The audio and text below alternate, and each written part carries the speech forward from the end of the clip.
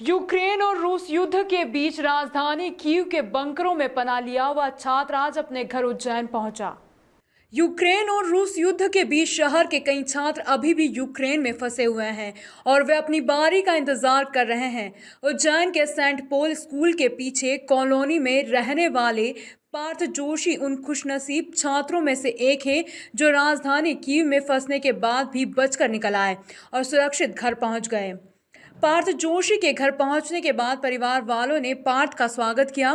सरकारी अस्पताल में नर्स के पद पर काम करने वाली पार्थ की मां ने बताया कि जिस दिन से युद्ध की खबर आई थी उस दिन से पार्थ की सलामती के लिए भगवान से प्रार्थना कर रही थी। इधर पार्थ भी काफी खुश दिखाई दिया। पार्थ ने बताया कि युद्ध शुरू होते से ही समझ गए थे कि हम फंस गए हैं, लेकिन रूसी सेना कीव में दाखिल होते उससे पहले हम निकल आए। पार्थ ने बताया कि 23 तारीख को रूसी सेना ने अटैक किया था, तभी से हम निकलने की सोच रहे थे लेकिन निकल नहीं पाए। जैसे जैसे दिन गुजर रहे थे हालात मुश्किल होते जा रहे थे। रोजाना दिन में एक बार सायरन बजता तो मल्टी में रहने वाले सभी बंकरों में चले जाते।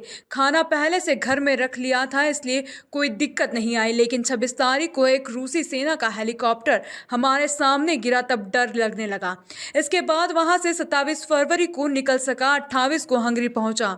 हंगरी में एनजीओ ने खाने पीने की व्यवस्था की और फिर जैसे तैसे घर पहुंच सका। पार्थ यूक्रेन के कीव शहर में एमबीबीएस कर रहा था। अंतिम सेमेस्टर की फाइनल परीक्षा मई में आयोजित होने वाली थी, लेकिन उससे पहले ही युद्ध शुरू हो गया। अब पार्थ को अपनी डिग्री की चिंता सता रही है। पार्थ ने कहा कि जिस तरह से भारतीय छात्रों को भारत लाने में सरकार ने मदद की है, उसी तरह डॉक्टर की डिग्री दिलवाने में भी हमारी मदद की जाएगी। जब तक कि एम्बेसी का कुछ आए नहीं कि ग्रीन सिग्नल ना मिले कि तुम निकल सको, वो गाइड किया उन्होंने कि आज हम सीज फायर करवाई है हमने कि ऐसे तुम निकल सकते हो वेस्ट की साइड। तो वहाँ से हम पहले लवीव गए ट्रेन से।